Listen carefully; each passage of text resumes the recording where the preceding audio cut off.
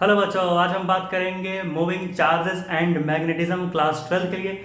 अब तक हम लोगों ने क्लास 12 के 3 चैप्टर खत्म किए, जहां पर सबसे पहला चैप्टर हमने इलेक्ट्रिक चार्जेस एंड फील्ड्स, उसके बाद हमने इलेक्ट्रोस्टैटिक पोटेंशियल एंड कैपेसिटेंस और फिर करंट इलेक्ट्रिसिटी। और आज हम डिस्कस करेंगे मूविंग चार्जेस एंड मैग्नेटिज्म, एक नया लेसन और उसका फर्स्ट टॉपिक। तो इसमें कहानी क्या डिस्कस होगी? शुरुआत हम करेंगे मैग्नेटिक फील्ड से, या फिर मैग्नेटिक फील्ड क्या होती है। उसके बाद हम देखेंगे कि भाई अगर किसी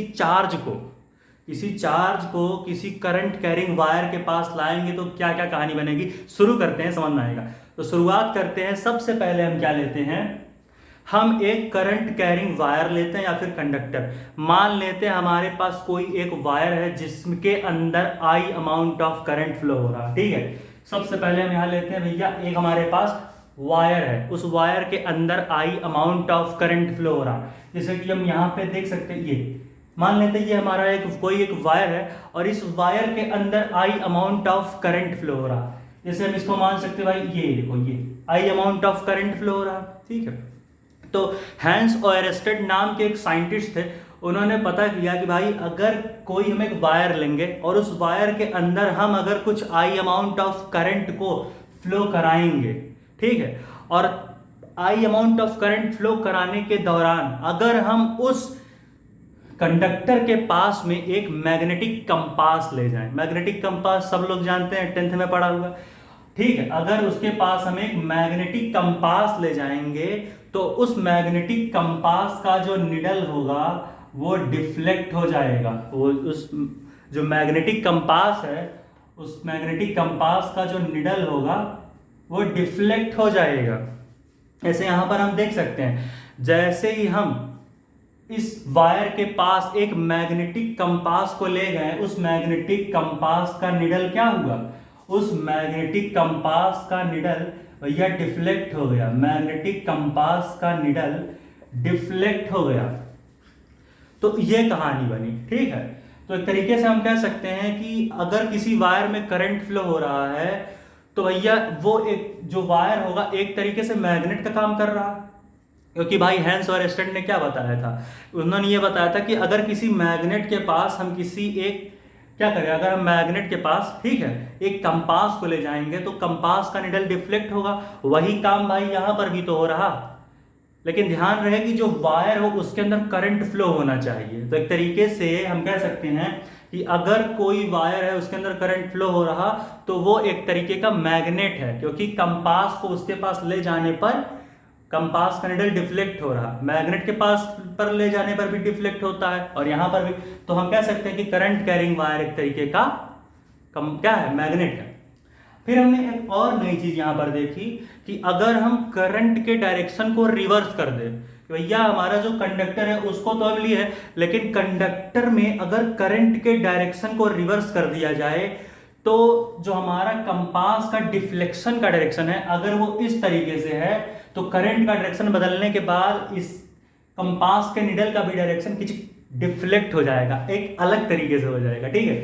जैसे मान लेते हैं यहाँ पर तो करंट हमने अपर डायरेक्शन में लिया, अब अगर हम इसी करंट को नीचे के डायरेक्शन में ले लें, ठीक है, आइए यहां से हम आए, फिर से हमने वही वायर लिया। अब इस बार हमने क्या किया, वायर के अंदर के करंट के डायरेक्शन को अपोजिट कर दिया कि भाई अगर इधर ऊपर की तरफ करंट है तो हम नीचे की तरफ करंट को ले लेंगे। जैसे हम मान लेते भाई, ये देखो, ये हमने जो है करंट के डायरेक्शन को पलट दिया।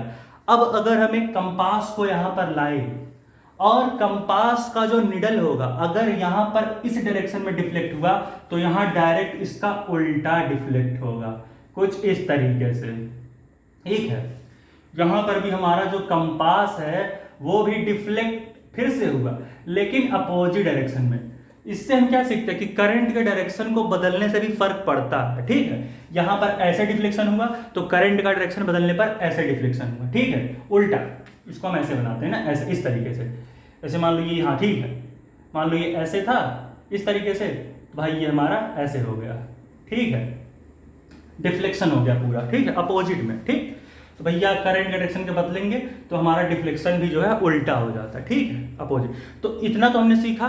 तो इस कहानी जो पूरी बनी इससे तो हमने ये सीखा कि अगर कोई कंडक्टर या वायर है उसके अंदर करंट फ्लो हो रहा तो वो मैग्नेट की तरह बिहेव कर रहा। फिर हमने सीखा अगर करंट का डायरेक्शन अपोजिट कर देंगे तो कंपास के निडल का भी जो डिफ्लेक्शन का डायरेक्शन होगा वो भी पलट जाएगा। इन दोनों केस में सीख लिया, ठीक है। अब यहां से कहानी की शुरुआत हुई जिसको बोलते हैं मैग्नेटिक फील्ड। आखिर क्या है ये मैग्नेटिक फील्ड? भाई अगर ये डिफ्लेक्ट हुआ है, कंपास का निडल अगर डिफ्लेक्ट हुआ है तो कुछ ना कुछ लाइंस होंगी, कुछ ना कुछ ताकत होगी, तो उसे हम मैग्नेटिक फील्ड बोलते हैं। ये मैग्नेटिक फील्ड का कारनामा है, कैसे बताते हैं। चैप्टर का नाम ही है मूविंग चार्जेस एंड मैग्नेटिज्म, तो लाते हैं चार्ज का यहाँ पर नया नया खेल, भाई चार्ज का खेल। फिर से वही हम ले लेते हैं कि भैया हम जो है एक करंट कैरिंग वायर लेते हैं, ठीक है। फिर से वही केस, हमने जो है करंट कैरिंग वायर फिर से लिया और इसमें हमने आई अमाउंट ऑफ करंट को फ्लो करा दिया। अब इस बार हमने कंपास को नहीं लाया, इस बार हमने एक चार्ज को लाया। हम एक चार्ज को इस करंट कैरिंग वायर के पास ले आए, लेकिन यहां पर हमने एक कहानी खेली, क्या कि भैया पहले केस में हमने क्या लिया कि चार्ज हमारा रेस्ट पर है। कहने का मतलब कि चार्ज हमारा मोशन में नहीं है, चार्ज मूव नहीं कर रहा है। पहला केस हमने क्या लिया भैया, फर्स्ट केस हम क्या लेंगे, हमसे पूछा भाई फर्स्ट केस क्या लोगे, तो फर्स्ट केस हम क्या ले रहे हैं, फर्स्ट केस में हम ये ले रहे हैं कि चार्ज इज इन रेस्ट। भैया हमारा चार्ज रेस्ट में है, चार्ज मोशन में नहीं है, ठीक है। चार्ज इज इन रेस्ट, कि भाई जो हमारा चार्ज है, हाँ चलो, जो हमारा चार्ज है वो रेस्ट में है। पहला केस में हमने क्या लिया है, पहले केस में हमने ये मार्कर तो क्या हुआ है ठीक है, तो चार्ज को हमने पहले केस में रेस्ट पर रखा है कि भाई चार्ज हमारा रेस्ट पर है। तो हमने एक चीज देखा कि अगर किसी वायर के अंदर करंट फ्लो हो रही और तुमने भाई उसके बगल में चार्ज रखा और चार्ज तुम्हारा भाई रेस्ट में है, यानी चल नहीं रहा, तो वहां पर चार्ज नहीं डिफ्लेक्ट हुआ, चार्ज कहीं नहीं हिला। फिर हमने एक दूसरा केस बनाया, फिर से हमने वही वायर लिया और उस करंट कैरिंग वायर में हमने आई अमाउंट ऑफ करंट को फ्लो कराया, और इस केस में हमने देखा कि चार्ज को हमने v वेलोसिटी से मूव करा दिया। कहने का मतलब दूसरे केस में चार्ज इज इन मोशन, मतलब चार्ज अब मोशन में। हाँ, ये नहीं देखेंगे कि वेलोसिटी कांस्टेंट है या फिर असलरेटेड वेलोसिटी है या रिटार्डेड वेलोसिटी, नहीं भाई, बस वेलोसिटी है कुछ चार्ज की, बस हम ये मानते हैं। तो दूसरे केस में फिर हम इस करंट कैरिंग वायर के पास चार्ज को लाते हैं और इस केस में हमारा चार्ज मोशन में है। भाई सेकंड केस में हमारा चार्ज क्या है, इन सेकेंड केस हमारा जो चार्ज है वो मोशन में है। भैया charge is in motion, motion, ठीक है। चार्ज हमारा यहाँ क्या है, चार्ज हमारा मोशन में, यानी कि भाई इस केस में हमारा चार्ज जो है चल रहा है, चलता हुआ चार्ज, भाई चार्ज इज इन मोशन।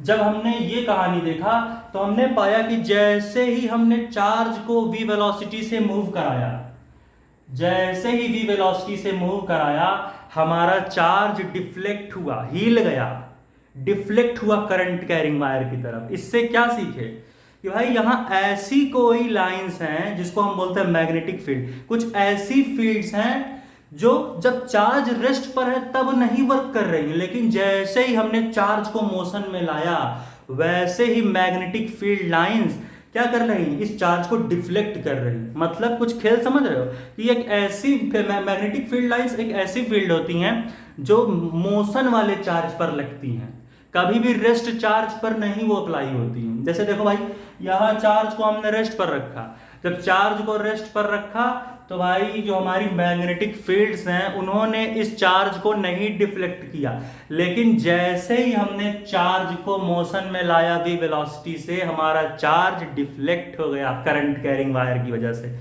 तो ये सारा खेल किसका है, मैग्नेटिक फील्ड लाइंस का, ठीक है। ये जो सारा खेल है किसका भाई, ये मैग्नेटिक फील्ड लाइंस का खेल है। मैग्नेटिक फील्ड की वजह से ये सारा कहानी हो रहा है, ठीक है। किसकी वजह से हो रहा है ये सारा कहानी हो रहा है, मैग्नेटिक फील्ड। कहाँ लिखे यहाँ, इसकी वजह से हो रहा है ये मैग्नेटिक फील्ड, यही सारा कहानी बना रही है। कौन भाई, मैग्नेटिक फील्ड, मैग्नेटिक फील्ड, इसको हम बोलते हैं बी, ठीक है। तो इसकी वजह से सारी कहानियां बनती जा रही हैं, इसे नोट करो तो आगे हम लोग कहानी को देखते हैं। मैग्नेटिक फील्ड को वेक्टर बी से डिनोट करते हैं क्योंकि मैग्नेटिक फील्ड क्या है कि वेक्टर क्वांटिटी है।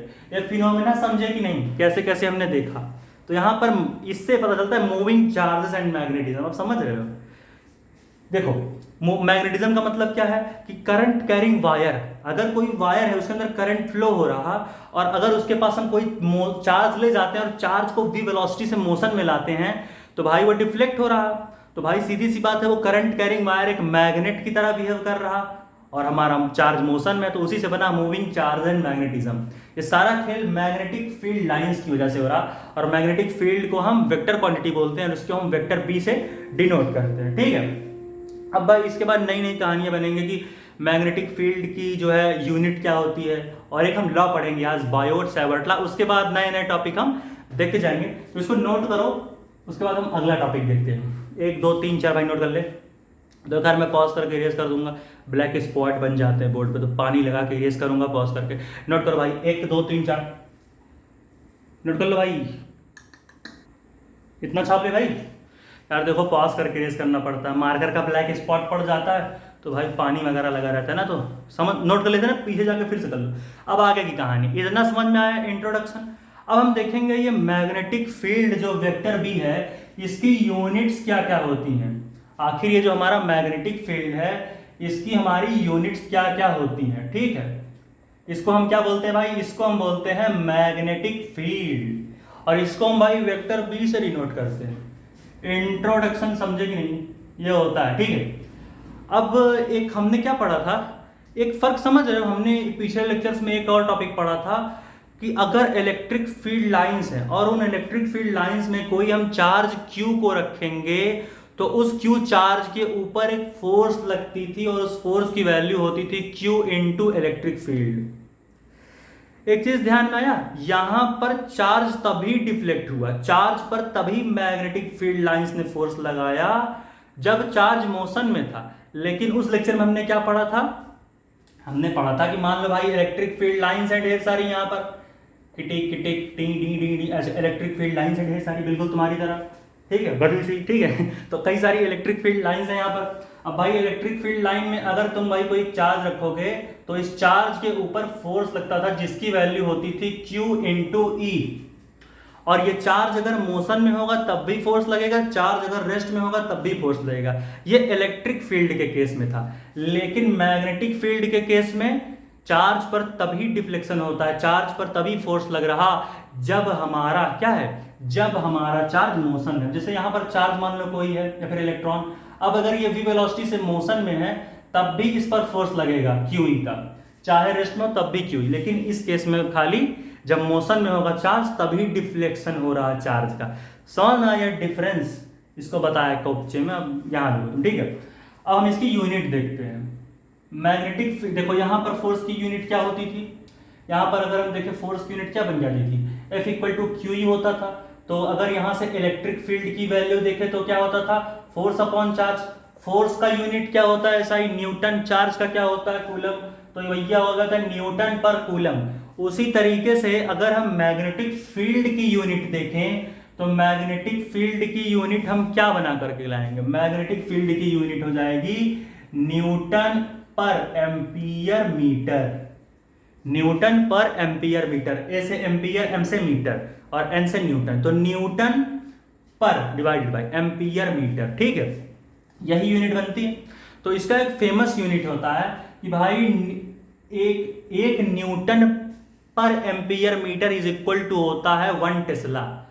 कई बच्चे बोले सर 1 तस्ला, तस्ला तो नहीं भाई होता है, 1 टेस्ला होता है। तस्ला तो उसे तो गाय को भूसा दिया जाता है।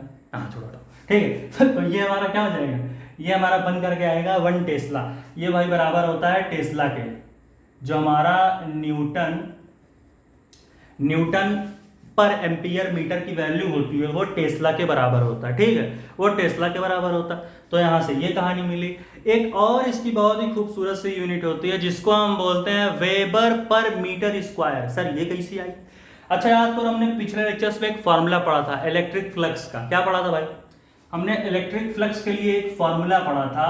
भैया पिछले लेक्चर्स में बताया यार, अब यहाँ मत डिस्कस कराना, 40 मिनट लगा था वहाँ। तो भाई इलेक्ट्रिक फ्लक्स की यूनिट क्या होती थी, इलेक्ट्रिक फील्ड और एरिया का अगर हम डॉट प्रोडक्ट ले लें तो वहां पर हमें वैल्यू मिल जाती थी इलेक्ट्रिक फ्लक्स को। E dot A is equal to क्या हो जाएगा, ई ए कॉस थीटा। ठीक है, उसी तरीके से बाद में हम पढ़ेंगे कि भैया मैग्नेटिक फ्लक्स, ये तो इलेक्ट्रिक फ्लक्स है, उसी तरीके से एक मैग्नेटिक फ्लक्स होती है। और मैग्नेटिक फ्लक्स की वैल्यू क्या होती है, मैग्नेटिक फील्ड और एरिया का डॉट प्रोडक्ट लेंगे तो मैग्नेटिक फ्लक्स निकल करके आता है। जैसे यहाँ पर हम ले सकते हैं बी डॉट ए, यहाँ पर भाई अगर देखोगे तो बी हमारा क्या है, बी एक मैग्नेटिक फील्ड है, ए हमारा क्या है, ए हमारा एरिया वेक्टर है। तो अगर सर ये सब क्यों बता रहे हो, बता रहे हैं, ठीक है। देखो यहां से अगर हम मैग्नेटिक फील्ड वेक्टर बी की वैल्यू निकालना चाहें तो क्या फॉर्मूला निकल के आएगा, flux, magnetic flux upon area vector A, यही निकल के क्या आएगा। तो एक फेमस सी यूनिट होती है, आगे हम पढ़ेंगे, मैग्नेटिक फ्लक्स का एसआई यूनिट होता है वेबर, ठीक है, वेबर। सर कौन सा वेबर, खाने वाला चॉकलेट, नहीं वेबर, वेबर है, वेबर, ठीक है। तो फ्लक्स का एसआई यूनिट क्या होता है, वेबर होता है, इसको हम बोलते हैं मेरे प्यारे वेबर। और एरिया का तो सबको पता है, एरिया का एसआई यूनिट होता है मीटर स्क्वायर, तो भाई इसका यूनिट हो गया वेबर पर मीटर स्क्वायर। तो अब यहीं से एक और ये यूनिट निकल के आ गई मैग्नेटिक फील्ड की, एक तो इसकी यूनिट होती है न्यूटन पर एम्पियर मीटर, और एक newton per ampere metre is equal to होता है 1 टेस्ला, बोले तो तस्ला, ये 1 टेस्ला, ठीक है। और उसके बाद भाई एक और यूनिट निकल के आती है, मैग्नेटिक फील्ड की यूनिट निकल करके आती है, वो होती है वेबर पर मीटर स्क्वायर। वेबर किसकी SI unit, electric flux, area vector की एसआई यूनिट मेरे भाई मीटर स्क्वायर, तो वेबर पर मीटर स्क्वायर। तो इस तरीके से हम 2 यूनिट निकाल कर देखें मैग्नेटिक फील्ड का, ठीक है। तो ये तो यूनिट्स की बात। और इससे पहले हमने और नई नई चीजें डिस्कस करी थी, कैसे एक करंट कैरिंग वायर किसकी तरह, मैग्नेट की तरह बिहेव करता है। हमने पढ़ा था ना कि भाई अगर कोई एक करंट कैरिंग वायर है, इस तरीके से आई करंट फ्लो हो रहा, तो अगर हम कोई उसके पास मैग्नेटिक कंपास या फिर मान लो चार्ज ले जाएंगे और उस चार्ज को हम वी वेलोसिटी से मूव कराएंगे, सॉरी चार्ज को अगर हम वी वेलोसिटी से मूव कराएंगे तो वो चार्ज डिफ्लेक्ट होगा। तो भाई यहाँ पर जो करंट कैरिंग वायर है, it is behaving like a magnet. ये जो हमारा करंट कैरिंग वायर है, इसको हम क्या बोलते हैं, करंट कैरिंग वायर, ठीक है। तो ये क्या करेगा, it behaves like a magnet. ये भाई क्या करता है, ये एक मैग्नेट की तरह बिहेव करता है। बताया ऐसा क्यों, क्योंकि भाई अगर ये डिफ्लेक्शन प्रोड्यूस करा दे रहा है चार्ज में, तो यही काम मैग्नेट भी तो करता है, तो इसीलिए हम इसको कहते हैं कि भाई it behaves like a magnet. खैर यहाँ पर हम चार्ज की जगह अगर हम मैग्नेटिक कंपस ले लें तो हमारा ज़्यादा अच्छा लगेगा देखने में, कि भाई एक मैग्नेटिक कंपस लिया, उसका निडल जो है डिफ्लेक्ट हुआ, ठीक है, ऐसे डिफ्लेक्शन दिखा गया, तो हमने मान लिया कि भाई करंट कैरिंग वायर हमारा एक मैग्नेट की तरह बिहेव करता है, ठीक है। तो इस तरीके से हम देख सकते हैं कि कैसे ये करंट कैरिंग वायर को हम एक मैग्नेट की तरह भी देख सकते हैं, और इस करंट कैरिंग वायर से कैसे मैग्नेटिक फील्ड लाइंस प्रोड्यूस हो रही हैं वो भी हम देख रहे हैं, क्योंकि भाई कुछ ना कुछ फील्ड है तभी तो चार्जेस डिफ्लेक्ट हो रहे हैं मोशन में आने के बाद। लेकिन ध्यान रहे कि चार्ज मोशन में रहेगा तभी डिफ्लेक्शन दिखाएगा, अगर चार्ज मोशन में नहीं है तो जितना मर्जी करंट कैरिंग वायर में करंट फ्लो करा लो, चार्ज डिफ्लेक्ट होने वाला नहीं, ठीक है। यानी चार्ज का मोशन में होना जरूरी है, तभी मैग्नेटिक फील्ड लाइंस वर्क कर सकते हैं इसको डिफ्लेक्ट कराने में, किसको, चार्ज को डिफ्लेक्ट कराने में। तो ये सारी कहानी थी, इतनी चीजें नोट करो। तो अब हम डिस्कस करते हैं बायोट सेवर्ट लॉ। ये समझ में आया सारा चीज भाई, पक्की बात, इसको नोट करो। अब हम ना बायोट सेवर्ट लॉ देखेंगे। मैं हटता हूँ, इसको पॉज करके मैं इरेज कर दूंगा, जानते हो जा बहुत सी दिक्कत है बोर्ड पर, नया बोर्ड लाएंगे, चिंता ना करो। तो भाई इसको नोट करो, पॉज करके मैं इरेज कर दूंगा, 1 2 3 4 नोट कर लो भाई, पॉज करके नोट कर लो भाई, नोट कर लिए थे भाई, नोट कर लिए थे ना। देखो यार तुमको पता है दिक्कत, बोर्ड पर पानी ब्लैक स्पॉट पड़ते हैं, इसलिए मुझको पॉज करके इरेज करना पड़ता है। सॉरी यार, ठीक हो जाएगा दिक्कत जल्दी जल्दी। अभी हम डिस्कस करेंगे बायोट सेवर्ट लॉ, पीछे जाके पॉज करके नोट कर लेना कहोगे सर एकाएक इरेज हो गया। तो हम देखेंगे बायोट सेवर्ट लॉ, आज का लास्ट ये। अभी घबराओ मत, मूविंग चार्जेस एंड मैग्नेटिज्म पर 40 से 42 वीडियोस के लेक्चर आएंगे। तो अभी हम लास्ट टॉपिक आज का डिस्कस करेंगे, इसके बाद अगले लेक्चर में चीज़ों को देखेंगे। तो आज हम देखते हैं बायोट सेवर्ट लॉ, हमारी लास्ट चीज आज की। बायोट सेवर्ट लॉ क्या है, आखिर ये क्या है, ठीक है। चलो भाई हमें क्या देखना है, अब हम देखेंगे बायोट सेवर्ट लॉ। क्या देखेंगे हम, हाँ अब हम देखेंगे बायोट सेवर्ट लॉ। कि भैया कोई एक बायोट सेवर्ट नाम के आदमी थे, ये मार्कर यार चल नहीं रहा है, कैसा मार्कर है जी ये। अब हम क्या देखेंगे, बायोट सेवर्ट लॉ, ठीक है। हमारा ये आज का लास्ट टॉपिक है कि भाई आखिर ये बायोट सावर्ट लॉ क्या होता है। ठीक है, देखो डायग्राम से समझते हैं। सबसे पहले हम फिर से एक हम करंट कैरिंग वायर लेंगे जिसके अंदर आई अमाउंट ऑफ करंट फ्लो हो रही होगी। आई अमाउंट ऑफ करंट फ्लो हो रही होगी, बताते हैं कैसे। देखो हम सबसे पहले क्या लेंगे, हम सबसे पहले हमें वायर लेते हैं और इस वायर में हम आई करंट को फ्लो करा देते हैं। ठीक है, हम एक वायर लेते हैं और इस वायर में आई अमाउंट ऑफ करंट को फ्लो करा देते हैं। ठीक है, पूरी बात तो ये है, ये हम आई अमाउंट ऑफ करंट को फ्लो करा रहे हैं। ठीक, तो बायोट सावर्ट ने क्या कहा, इन्होंने कहा कि भाई देखो पूरी के पूरे वायर से तो हम मैग्नेटिक फील्ड नहीं कैलकुलेट कर सकते कि भैया पूरे के पूरे वायर से कितना मैग्नेटिक फील्ड प्रोड्यूस होगा, उसको तो हम नहीं कैलकुलेट कर सकते। लेकिन अगर इस करंट कैरिंग वायर में हम एक छोटा सा डीएल लेंथ का एलिमेंट काट लें और उससे पी पॉइंट की मतलब आर डिस्टेंस की दूरी पर, ठीक है, मतलब कि देखो अगर हम एक डीएल लेंथ का एलिमेंट काटें इस वायर पर, ठीक है, तो भैया हमने यहां पर डीएल लेंथ का एलिमेंट काटा। अब यहां पर हमने जो है डीएल लेंथ का एलिमेंट काट लिया, इसको यहां लिखते हैं, यहां सही नहीं लिखेंगे ना, इसको ऐसे देखो यहां, ये यहां पर हमने क्या किया, हमने डीएल लेंथ का एलिमेंट काटा और फिर यहां से हम मान लो आर डिस्टेंस पर गए और आर डिस्टेंस पर जाकर हमने एक पी पॉइंट लिया। ठीक है, यहां से हमने क्या किया, आर डिस्टेंस पर गए और आर डिस्टेंस पर जाकर हमने पी पॉइंट पर पूछा कितनी amount of magnetic field produce हो रही है। एक हम काम करते हैं, हम इस डीएल जो हमने लेंथ काटा है और आर डिस्टेंस जो है, आर क्या है, डीएल लेंथ और पी पॉइंट के बीच का डिस्टेंस, तो डीएल और आर के बीच के एंगल को हम मान लेते हैं थीटा और इस आई को थोड़ा यहां लेते हैं। ठीक है, समझ रहे हो कहानी को। अब हमसे कहा कि इस करंट कैरिंग वायर पर जो डीएल लेंथ काटा है भाई तुमने, उस डीएल लेंथ की वजह से आर डिस्टेंस पर पी पॉइंट पर कितनी amount of magnetic field produce हो रही, उसको हम देखेंगे। ठीक है, हमें क्या देखना है मेरे भाई, हमें देखना है मैग्नेटिक फील्ड, मैग्नेटिक फील्ड, और इस मैग्नेटिक फील्ड को हम डीवी मान लेते हैं। क्यों भाई, बी होता है मैग्नेटिक फील्ड, तो अगर डीएल लेंथ की वजह से मैग्नेटिक फील्ड कैलकुलेट करना होगा तो कितना लोगे, डीवी लोगे भाई। छोटे से लेंथ की वजह से छोटा सा मैग्नेटिक फील्ड, अब भाई पूरे वायर का तुम मैग्नेटिक फील्ड नहीं कैलकुलेट कर सकते हो, बायोट सावर्ट ने यही बोला। तो भाई अगर हम मैग्नेटिक फील्ड को देखें, ठीक है, अगर हम मैग्नेटिक फील्ड को देखें जो कि हमारा क्या है, मैग्नेटिक फील्ड हमारा यहाँ कितना है, dB, vector dB, magnetic field हमारा कितना है, वेक्टर डीबी है। ठीक है, ड्यू टू डीएल लेंथ, भैया डीएल लेंथ की वजह से, यानी ये मार्कर कैसा काम कर रहा है, ठीक है, due to dl length, due to dl element बोल देते हैं कि भैया डीएल हमने जो एलिमेंट काटा है डीएल लेंथ का, उसकी वजह से जो डीवी मैग्नेटिक फील्ड आएगी उसकी वैल्यू कितनी होगी। तो भैया सबसे पहले इसका हम वेक्टर फॉर्म लिखते हैं, बताएंगे कैसे आया, इसका कोई डेरिवेशन तो इन्होंने दिया नहीं है, तो हम पहले फॉर्मूला लिखते हैं, फिर कुछ चीजें बताएंगे थोड़ा बहुत हिंट के लिए।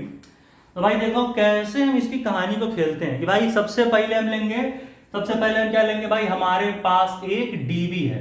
डीबी क्या है, डीबी वो छोटा सा मैग्नेटिक फील्ड है जो डीएल लेंथ के एलिमेंट के काटने की वजह से आया है। ठीक है, तो मेरे भाई यहां लगा लो वेक्टर साइन, क्यों, क्योंकि डीबी मैग्नेटिक फील्ड एक वेक्टर क्वांटिटी है। तो इसकी वैल्यू हमने क्या पाई, म्यू नॉट अपॉन 4 पाई। ठीक है, यहां पर म्यू नॉट अपॉन 4 पाई क्या है, म्यू नॉट अपॉन 4 पाई एक कांस्टेंट वैल्यू है। ठीक है, तो यहां पर लगा लोगे म्यू नॉट अपॉन 4 पाई, ये इधर से कहानी बन गई म्यू नॉट अपॉन 4 पाई।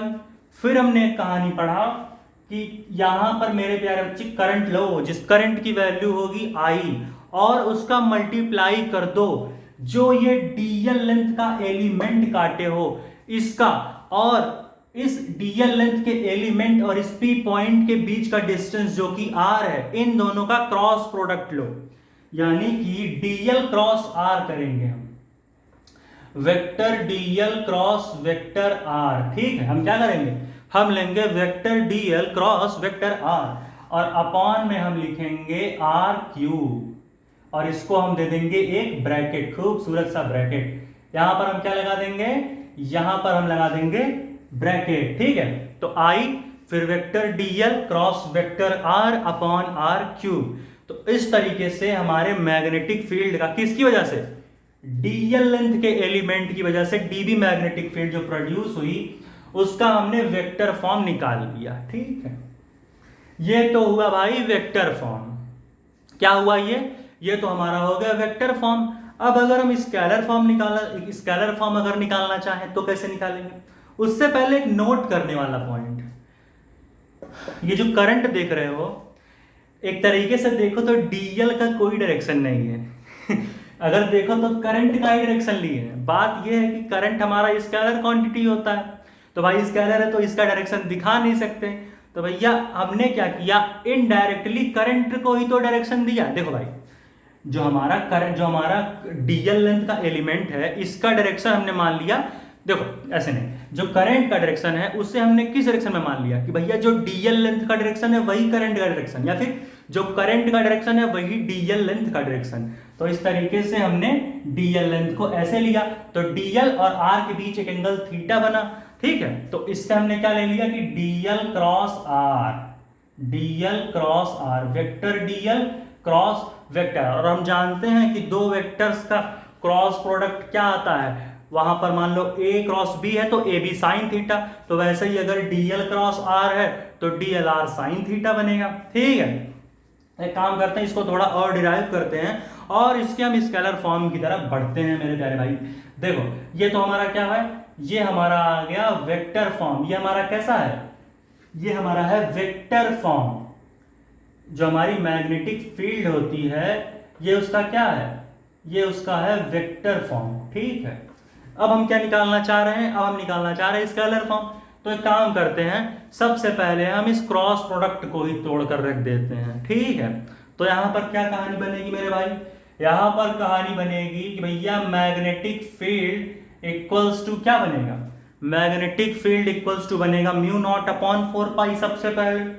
तो यहां पर कहानी क्या बन करके आई, यहां कहानी बन करके I mu naught upon 4 pi into I. अब हम क्या करेंगे, डीएल क्रॉस आर की जगह डीएल आर साइन थीटा, सीधी बात, डीएल आर साइन थीटा। ठीक है, हम क्या लिए, हमने लिया DL R sine theta upon में हमने लिया आर का क्यूब। अब क्या होगा भाई, इस आर से एक आर कटेगा, बचेगा अब क्या, कहानी हमारी बन करके रह गई I DL sine theta upon R square. यानी जो हमारी ओवरऑल वैल्यू आई वो I mu naught upon 4 pi into I DL sine theta, I DL sine theta upon R square. तो ये जो निकल करके आया है ये हमारा है स्केलर फॉर्म का मैग्नेटिक फील्ड यहां पर। ठीक है, ये हमारा क्या निकल के आया है, ये हमारा स्केलर फॉर्म का मैग्नेटिक फील्ड निकल करके आया है, ये वाला। ये हमारा कैसा फॉर्म निकल गया, इसको अगर ध्यान से देखो तो हमारा ये जो मेन निकल करके आया ये वाला, ये हमारा स्केलर फॉर्म का मैग्नेटिक फील्ड का वैल्यू है। कैसा है ये हमारा है स्केलर फॉर्म। भैया यहां पर दो तरीके का फॉर्म निकल के आया, एक हमने निकाला वेक्टर फॉर्म, एक हमने निकाला स्केलर फॉर्म। तो ये रहा हमारा vector form mu naught upon 4 pi I dl vector dl cross vector R upon R cube, और फिर हमने स्केलर फॉर्म निकाला mu naught upon 4 pi into I DL sine theta upon R square. ये हमने निकाला I dl sine theta upon R square. तो इस तरीके से हमने बायोट सेवर्ट ला के दोनों फॉर्म निकाले। और एक गहराई समझो बात को कि भैया यहां पर डीएल क्रॉस आर लिया क्योंकि डीएल और आर के बीच थीटा एंगल, और दोनों साफ दिख रहे हैं कि यहां पर इनका क्रॉस प्रोडक्ट निकलेगा। और क्रॉस प्रोडक्ट हमने पढ़ा है कि भाई अगर दो वेक्टर दिए हों, एक हमारा वेक्टर है एक हमारा वेक्टर भी, और अगर उन दोनों वेक्टर्स का क्रॉस प्रोडक्ट लोगे तो वह निकल करके आता है vector A vector B sine theta. तो यही कहानी यहां पर निकल करके आती है मेरे भाई, vector A vector B sine theta, इस तरीके से कहानी बन जाती है मक्खन। तो ये हो गया ए बी साइन थीटा। चलो भाई इसको नोट करो। आगे एक थोड़ा सा और छोटा सा चीज है, यहीं पर देख लेंगे, इस बार पास करने की जरूरत नहीं पड़ेगी पानी लगा लगा के, ठीक है। तो यहाँ पर समझ लो चीजों को, समझ में आया। ये देखो यहाँ लिखा है ना, ये वेक्टर, ये स्केलर फॉर्म है, ये वेक्टर फॉर्म निकला, कैसे हमने चीजों को कवर किया, ठीक है। अब थोड़ा सा लास्ट चीजें देख लेते हैं। देखो बायोट सेवर्ट ने क्या बताया था कि ये जो डीबी, जो small amount of magnetic field है डीबी, किसकी वजह से, इस डीएल लेंथ के एलिमेंट की वजह से। तो ये डिपेंड किन किन चीजों पर करता है कि भैया ये जो हमारा मैग्नेटिक फील्ड है, ठीक है, ऐसे लिख लेते हैं, भैया ये जो हमारा मैग्नेटिक फील्ड है ये डायरेक्टली प्रोपोर्शनल होता है करंट के, ये डायरेक्टली प्रोपोर्शनल होता है करंट के। कहने का मतलब कि इस करंट कैरिंग वायर में करंट की वैल्यू को जितना ही ज्यादा बढ़ाया जाएगा उतना ही ज्यादा इस डीएल लेंथ के वजह से प्रोड्यूस होने वाली डीबी मैग्नीट्यूड की मैग्नेटिक फील्ड बढ़ेगी। सीधी सी बात, जितना ही करंट की वैल्यू को बढ़ाया जाएगा इस करंट कैरिंग वायर में उतना ही ज्यादा, जितना ही ज्यादा करंट की वैल्यू को बढ़ाओगे इस करंट कैरिंग वायर में उतना ही ज्यादा मैग्नेटिक फील्ड की वैल्यू बढ़ेगी। लेकिन ध्यान रहे वो किस मैग्नेटिक फील्ड की वैल्यू बढ़ेगी, उस मैग्नेटिक फील्ड की वैल्यू जो इस डीएल लेंथ की वजह से प्रोड्यूस हो रही, जो कि डीबी है, ना कि ओवरऑल लेके बैठ जाओ चंपू जैसा, ठीक है। तो एक हमने ये देखा, इसको साफ तरीके से लिखते हैं, देखो काला काला पड़ जाता है ना, यहाँ देखो ऐसे, जो हमारा डीबी है वो हमारा डायरेक्टली प्रोपोर्शनल होता है करंट का, कि भैया dB is directly proportional to current. फिर हमने एक दूसरी वैल्यू देखी कि भाई जो हमारा मैग्नेटिक फील्ड होता है वो जो हमने ये छोटा सा डीएल लेंथ लिया है इसके भी डायरेक्टली प्रोपोर्शनल है। मतलब तुम भाई जितना बड़ा डीएल लेंथ का एलिमेंट काटोगे उतना ही ज्यादा उस डीएल लेंथ के एलिमेंट से जो मैग्नेटिक फील्ड की वैल्यू प्रोड्यूस होगी उतना ही ज्यादा बढ़ेगी। कि भाई तुम डीएल लेंथ जितना ही बड़ा एलिमेंट काटोगे इस वायर का उतना ही ज्यादा मैग्नेटिक फील्ड की वैल्यू बढ़ेगी, ठीक है। तो ये दूसरा हमने ऑब्जर्व किया, और फिर तीसरा हमने यहीं से ऑब्जर्व कर रहे हैं। फिर हमने तीसरा क्या देखा, तीसरा कहानी हमने देखा भैया जो हमारी मैग्नेटिक फील्ड होती है वो डायरेक्टली प्रोपोर्शनल होती है साइन थीटा के। जो यहां पर हम साइन थीटा की वैल्यू पाते हैं, भैया साइन थीटा की वैल्यू जितनी ज्यादा बढ़ाओगे डीएल लेंथ के वजह से प्रोड्यूस होने वाली मैग्नेटिक फील्ड जो कि डीबी है वो उतना ही ज्यादा बढ़ेगी। तो भैया dB is directly proportional to sine theta. फिर हमने कहानी देखी यहां पर आर स्क्वायर नीचे है, इसका मतलब कि हम इस डीएल लेंथ के एलिमेंट से इस आर डिस्टेंस को जितना ही ज्यादा बढ़ाते जाएंगे, ठीक है, उसके जितना ही ज्यादा बढ़ाएंगे, ठीक है, उसका जो स्क्वायर होगा इन दोनों के बीच का डिस्टेंस का वो इनवर्सली प्रोपोर्शनल होगा इस dB value of magnetic field के लिए।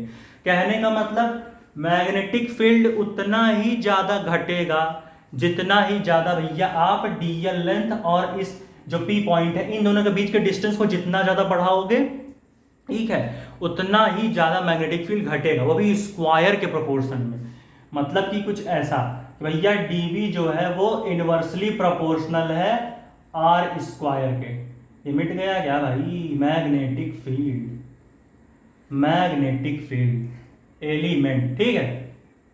तो ये कहानी बन करके आती है यहां पर, समझ रहे हो कि नहीं, इतना देर से पक पक पक पक करे जा रहे हैं हम लोग, ठीक है। तो ये मेन कहानी बन करके आती है कि भैया जो हमारी मैग्नेटिक फील्ड है वो आई करंट के डायरेक्टली प्रोपोर्शनल है और वो जो है डीएल लेंथ के डायरेक्टली प्रोपोर्शनल है, दोनों के डायरेक्टली, आई के भी डीएल के भी। साइन थीटा के डायरेक्टली प्रोपोर्शनल है, आर स्क्वायर के इनवर्सली प्रोपोर्शनल है। तो इन चारों को ही कंबाइन करके ये इक्वेशन बना था। म्यू नॉट अपॉन 4 पाई तो एक कांस्टेंट है। अब भाई इसका भी कहानी खेल लेते हैं। यहां पर जो ये म्यू नॉट अपॉन 4 पाई है, म्यू नॉट अपॉन 4 पाई एक कांस्टेंट है जिसकी वैल्यू बराबर होती है 10 टू द पावर -7 के। जब हम म्यू नॉट अपॉन 4 पाई की वैल्यू को रखते हैं तो जो पूरी कहानी बन करके आती है वो 10 टू द पावर -7 के बराबर होती है। अच्छा म्यू नॉट क्या है, ये होती है भाई relative permittivity of free space, air और वैक्यूम। कि भाई फ्री स्पेस मतलब जहां पर कोई एयर ना हो, वैक्यूम जहां पर कोई एयर ना हो, ठीक है। तो म्यू नॉट क्या है, म्यू नॉट हमारी ये रिलेटिव परमिटिविटी है, परमिटिविटी है एक तरीके की, रिलेटिव नहीं तो परमिटिविटी है एक तरीके की, ठीक है, परमिटिविटी है ये, फ्री स्पेस वगैरह और नई नई चीज़ों की, ठीक है। तो इतना नोट करो ना, फिर म्यू नॉट के ऊपर कहानी खेलते हैं, इसको येस करके म्यू नॉट के ऊपर कहानी बनाते हैं, ठीक है। इसे नोट करो, 1 2 3 4 कर लो भाई नोट, पॉज करके कर लिए। म्यू नॉट की कहानी देख लेना, नहीं नहीं चलो नोट कर लो, इरेज कर दें। यार देखो ब्लैक स्पॉट पड़ेगा कि नहीं, पढ़ तो नहीं रहा है, खैर देखो पढ़ रहा है पॉज करते हैं, पानी से इसको इरेज कर आते हैं, ठीक है। रुको 1 2 3 4 नोट कर लो, पॉज करके भाई, जब से नोट कर लेते कि नहीं, कर लिए तो नोट, और नई कहानी हो। हम ना जो बायोट सावर्ट लॉ का स्केलर फॉर्म का इक्वेशन था उसे फिर से लिखते हैं। पहले क्या हमने देखा था स्केलर फॉर्म में इक्वेशन, हमने निकाला था म्यू नॉट अपॉन 4 पाई, यही निकाला था। फिर हमने क्या लिखा था, हमने लिखा था मेरे भाई आइडियल साइन थीटा, ठीक है, हमने लिखा था आइडियल साइन थीटा अपॉन में आर स्क्वायर, यही आया था, यही इक्वेशन था स्केलर फॉर्म में। फिर हमने क्या पढ़ा कि भाई हमारा जो म्यू नॉट अपॉन 4 पाई है, जो हमारा म्यू नॉट अपॉन 4 पाई है, ये एक तरीके का कांस्टेंट है और इसकी वैल्यू हमने किसके बराबर पाई थी, 10 टू द पावर -7 के, ये हमने कहानी देखी। और उसके बाद हमने देखा म्यू नॉट क्या है, परमिटिविटी होता है किसी भी फ्री स्पेस एयर वैक्यूम का, जो हमारा म्यू नॉट होता है ये क्या है, ये एक तरीके का हमारा क्या है, परमिटिविटी। ये सब पढ़ाया है पिछले लेक्चर्स में कि भाई परमिटिविटी एक तरीके की है, अब ये पढ़ाया है पिछले लेक्चर्स में बहुत अच्छे से फील करा के 40 minute electric charges and fields में, वहाँ जाके देखो मजा आएगा, जो मस्त टॉपिक है सर ये क्या, ठीक है चलो मत देखो, यहीं पर देखो, ठीक है। तो ये क्या होता है, परमिटिविटी होता है एक तरीके का। अब यहाँ बताना मुश्किल है, 40 मिनट लगते हैं इसको बताने में, यहाँ दोबारा से आ रहे हैं, इधर बता दो, ठीक है। तो ये हमारा क्या है भाई, ये हमारा परमिटिविटी ऑफ फ्री स्पेस, इसको हम बोल सकते हैं एक तरीके से भाई परमिटिविटी ऑफ फ्री स्पेस है या फिर परमिटिविटी ऑफ वैक्यूम है, ऐसे हम इसको बोल सकते हैं, ठीक है। वैक्यूम है, फ्री स्पेस है, एयर है, ठीक है, ऐसे यही होता है म्यू नॉट। अब हम म्यू नॉट की ना यूनिट्स वगैरह को कैलकुलेट करने की कोशिश करते हैं, चलो देखो कैसे, यहां से कैलकुलेट करेंगे। हमने जो है मैग्नेटिक फील्ड जो डीबी है, इसका हमने एसआई यूनिट क्या पढ़ा था, हमने पढ़ा था ना न्यूटन पर एम्पियर मीटर पढ़ा था। एक काम करो ऐसे इम्प्लाइज डेट करके, तो क्या न्यूटन ऊपर अपॉन में एम्पियर मीटर लिखते हैं, ठीक। अब म्यू नॉट अपॉन 4 पाई, ये तो कांस्टेंट वैल्यू है तो इसको हटा दो, कांस्टेंट वैल्यूज की थोड़ी ना एसआई यूनिट या फिर कोई भी यूनिट नहीं होती भाई, कांस्टेंट वैल्यू की क्या ही यूनिट होगी, डायमेंशनलेस, ठीक है। अब हम यहाँ करंट का यूनिट देखते हैं सीधा, करंट का यूनिट क्या होता है, एम्पियर होता है, ठीक है। डीएल यानी लेंथ है, लेंथ का यूनिट क्या होता है मेरे भाई, मीटर होता है। साइन थीटा, साइन थीटा का क्या ही यूनिट होगा भाई, साइन थीटा का थोड़ी ना कोई यूनिट होगा, ठीक है। तो इसको हमने जो है ऐसे ही रहने दिया, ठीक।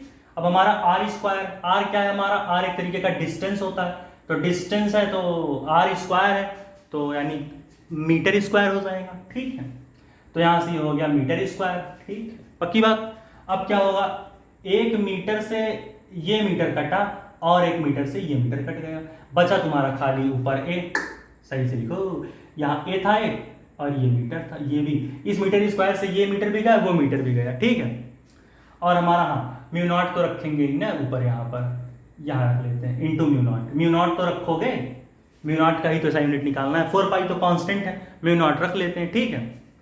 चलो बोलो, तो यहाँ से क्या होगा, हमारा कहानी क्या बना, Newton upon ampere is equal two ampere into mu naught, which implies that हमारा म्यू नॉट यही रहने दो, एम्पियर को इधर लेके चले आओ तो न्यूटन पर एम्पियर, न्यूटन फिर अपॉन में क्या हो जाएगा, अपॉन में अगर हम देखें तो एम्पियर नीचे आ जाएगा, तो म्यू नॉट की वैल्यू क्या बनेगी, म्यू नॉट की वैल्यू बन जाएगी Newton per ampere square.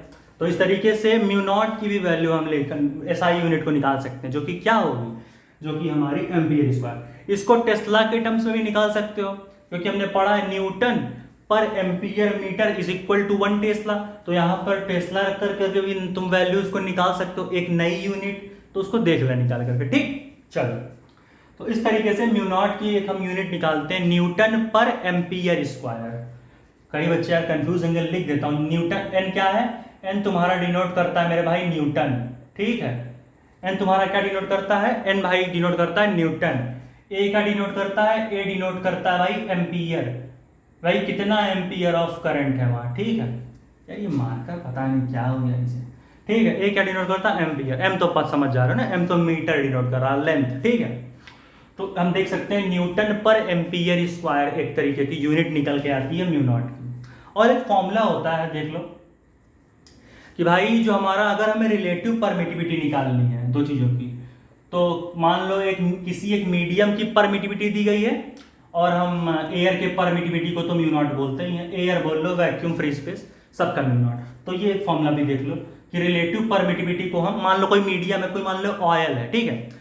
Oil में किसी चीज़ की परमिटिविटी कुछ है, मान लो म्यू एम, और उसी चीज़ की परमिटिविटी जो है एयर या फ्री स्पेस में म्यू नॉट है। तो रिलेटिव परमिटिविटी निकालने के लिए हम ये फॉर्मूला यूज़ कर सकते हैं, ठीक है। तो भाई ये था आज का एक बहुत ही सुंदर सा लेक्चर, जहाँ पर हमने बहुत सारी नई नई चीज़ों को देखा। इसे देख लो एक बार, तो हम आगे जो है चीज़ों को डिस्कस करेंगे। देख लिया, पक्की बात, इसे देखो अच्छे से, फिर हम जो है आगे, वैसे इतना ही पढ़ाएंगे, इसके बाद नहीं। देख लो एक बार, देख लो अच्छे से भाई, 1 2 3 4 नोट करो भाई, नोट करो। उम्मीद है भाई समझ में आया होगा सारी चीज़, ठीक है। तो समझ में आया सारा चीज़ धीरे धीरे करके सारी चीज़ यहाँ खत्म। अभी बहुत टॉपिक आएंगे, अभी मूविंग चार्ज, अब कल हम देखेंगे जो बायोट-सावर्ट लॉ से हमने ये लॉ निकाला, अब डायरेक्शन वगैरह का खेल निकालेंगे, और भी बहुत सारे, अभी 40 से 42 लेक्चर इस मूविंग चार्ज एंड मैग्नेटिज्म पर आएंगे, जहाँ पर आज इंट्रोडक्शन था। मज़ा आया, समझ में आया चीज़ें। तो ये था आज का एक बहुत ही सुंदर सा लेक्चर, इसे देखो, समझो चीज़ों को। अब इसके बाद हम एक नया लेक्चर लाएंगे, जहाँ पर हम डिस्कस करेंगे डायरेक्शंस के बारे में, और magnetic field due to straight current carrying wire, infinite current carrying wire, उनके ऊपर बेस्ड न्यूमेरिकल्स, स्क्रू रूल वगैरह, बहुत सारी चीज़ें आएंगी। तब तक के लिए भाई पढ़ाई करते रहें, छाप लो इसे। तब तक के लिए भाई पढ़ाई करते रहें। ऑल द वेरी बेस्ट, क्योंकि पढ़ाई प्यार है और प्यारी जिंदगी। चल मेरे भाई, कल मिलेंगे।